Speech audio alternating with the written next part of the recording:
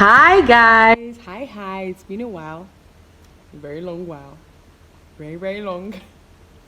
Anyway, so I'm just here to share something with you as usual. Something happened recently. Something's always happening recently. So I've been thinking about it and I was just like, I think I should share this, right? Um, so basically, you know how life is, right? Everybody's doing their own thing. Some people are doing careers, some people are creative, some people are doing medicine and everything. And usually there's just this pattern, right? Which of course I don't have a problem with.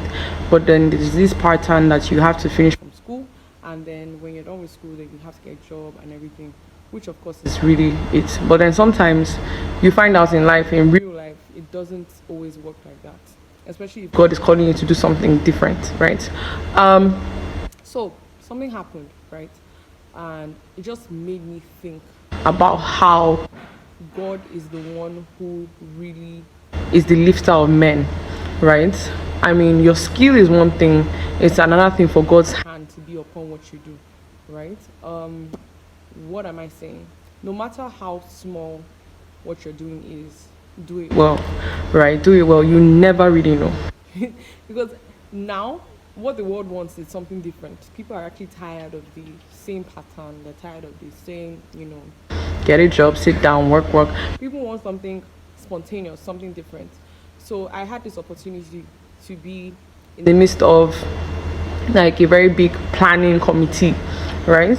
And I was just like, okay, I was just watching, right?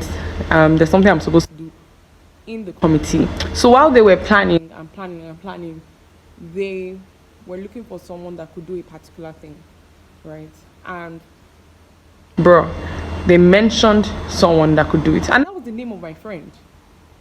And I'm like, this is why God wants you to do whatever you have to do diligently, because you just never know where your name will be mentioned. So now he's going to get a call that they need him to do this and they're going to pay him, but he won't know that people have been watching.